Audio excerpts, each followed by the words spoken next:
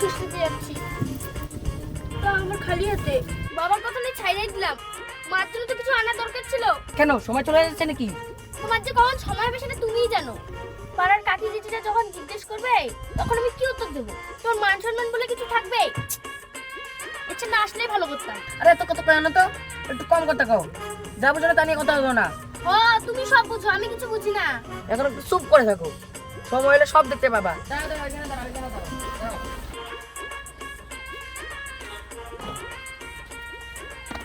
ভাড়া কত হয়েছে? 100 টাকা দাও। কত কইলা? 100 টাকা শুনতে পাও নাই? হ্যাঁ, কে ভাড়াটা একটু বেশি হয়ে গেল নাকি?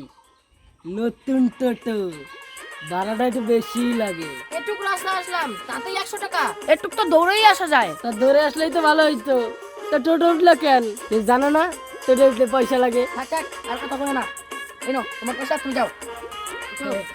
এই যে বস, বাড়ি আসি তো তাই কিছু কইলাম না, তাহলে ওরা ভালো করে বুঝাই দিতাম। মা কেমন আছো? বাবা জীবন, আসতে কোনো অসুবিধা হয় নাই তো?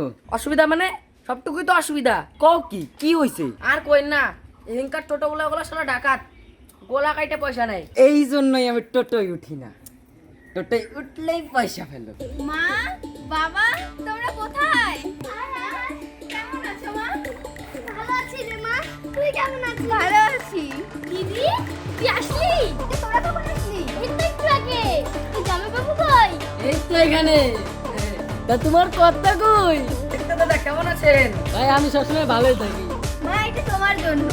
আরে কি করিস না? কেন রাখো তো। রাখেন রাখেন রাখেন। বাবা এটা তোমার জন্য। এইসবের আবার কি দরকার ছিল?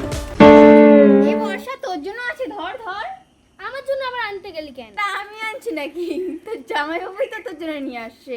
দেখো শাড়ি পছন্দ হয়েছে তো?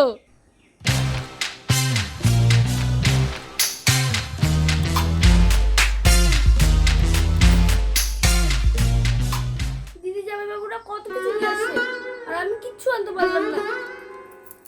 আমার গরম হয়ে গেছে, এখনই চাই একটা ব্যবস্থা করে আসি।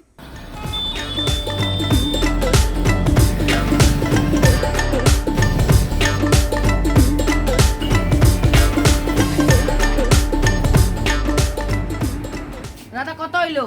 পুরো 1000 টাকা হয়েছে। ভাই আপনি আমারে চিনতে পারেন নাই?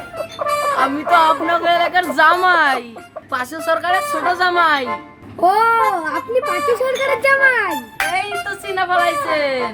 আমার শ্বশুর আপনার দোকানে আমারে পাঠাইলো। আপনার দোকানে মিষ্টি নাকি সবচেয়ে সেরা। খাইলেই বুঝতে পারবেন আমার দোকানের মিষ্টি কি কোয়ালিটি। আরে আমার শ্বশুর তো সেই কথাই কইলো। দেখেন ভাই, জামাই ষষ্ঠী বলে কথা, যে কোনো দোকানে কি মিষ্টি নেওয়া যায়? কাকাই জানে আমার মিষ্টি কেমন। আমার শ্বশুর তো আপনার খুব প্রশংসা করলো। আসলে কাকাই আমারে খুব ভালোবাসে তো।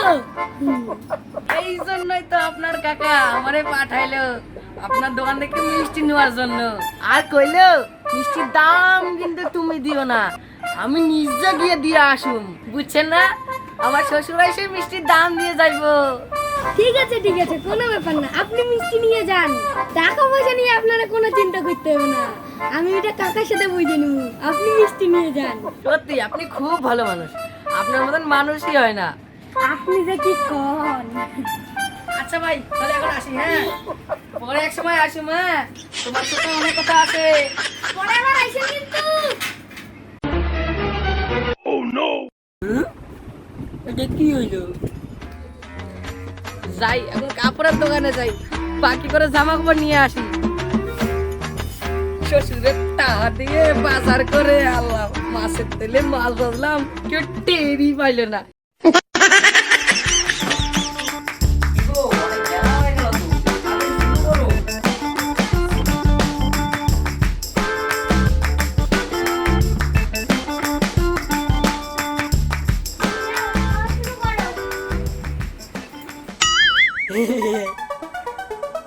খাও খাও খাও।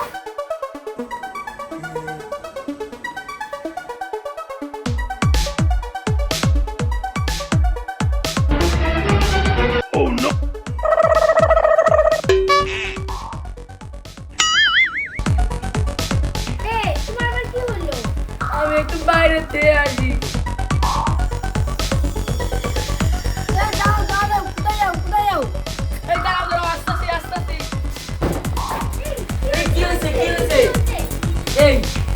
করিস?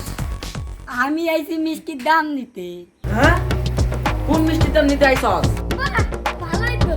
তোমার জামাইরে দিয়ে বাকি করে মিষ্টি নিয়ে আসলা আর এখন ভুলে গেলা। বাবারে, তোরা যে কি কইতাছস আমি তো কিছুই বুঝতাছি না।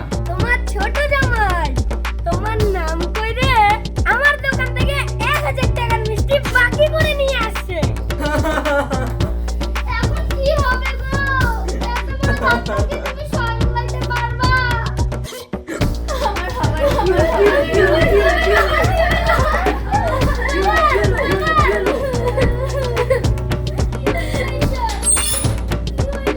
ছোট জামাই এত বড় জঘন্য কাজ করে গেল কোথায়? এত বড় বাটপার, শ্বশুরের নাম করে বাকিতে জিনিস নিয়ে আসছে।